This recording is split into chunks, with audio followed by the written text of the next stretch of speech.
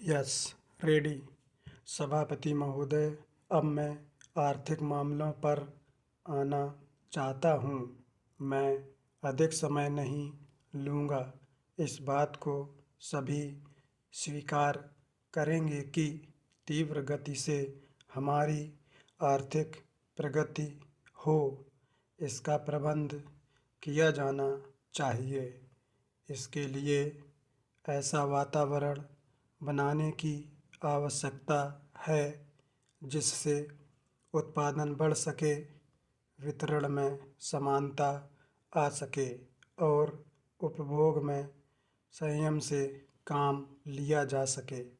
हर budget को और हर कर प्रस्ताव को इसी कसौटी पर कसा जाएगा, यथा क्या उससे उत्पादन बढ़ता है, क्या वितरण में समानता आती है, और तीसरी बात यह कि क्या हम देश में ऐसा वातावरण बना सकते हैं कि लोग जितना कमाते हैं उतना खर्च ना करें, उसमें से बचाएं और उसे राष्ट्र की समृद्धि में लगाएं। अगर इस कसौटी पर सरकार की आर्थिक नीतियां कसी जाएं तो मुझे लगता है कि उनमें पर्याप्त सुधार की गुंजाइश है। मैं वित्त मंत्री की कठिनाई को समझ सकता हूँ। विकास की आवश्यकता अधिक धन की मांग करती है। राज्य सरकारें अधिक कर लगाने के लिए तैयार नहीं हैं। वे केंद्र से कर्जा लेकर अपना काम चलाना चाहती हैं।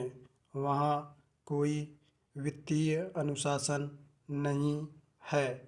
यह सारा बोझा केंद्र को उठाना पड़ेगा और केंद्रीय सरकार कठिनाई में पड़ेगी। इसलिए मैं समझता और सुझाव को दोहराना चाहता हूँ कि राज्यों को इस संबंध में निर्देश दिया जाना चाहिए। संविधान के अंतर्गत केंद्र इन राज्यों को निर्देश दे सकता है कि वह अपने साधनों के अंतर्गत अपने खर्च को चलाएं। केंद्र के कर्ज पर निर्भर नहीं रहना चाहिए। विशेष परिस्थितियों में कर्जा दिया जा सकता है, लेकिन कर्जा लेकर अपना काम चलाना यह उनका स्वभाव नहीं बनना चाहिए। अपवाद रूप में कर्जा लेकर वह किसी विशेष परिस्थितियों का सामना करने के लिए प्रस्तुत हों तो उसका विरोध नहीं किया जा सकता। दूसरी बात यह है कि देश में सादगी और संपत्ति को उड़ाने के बजाय उसे उत्पादक कार्यों में लगाने का वातावरण बनाना चाहिए।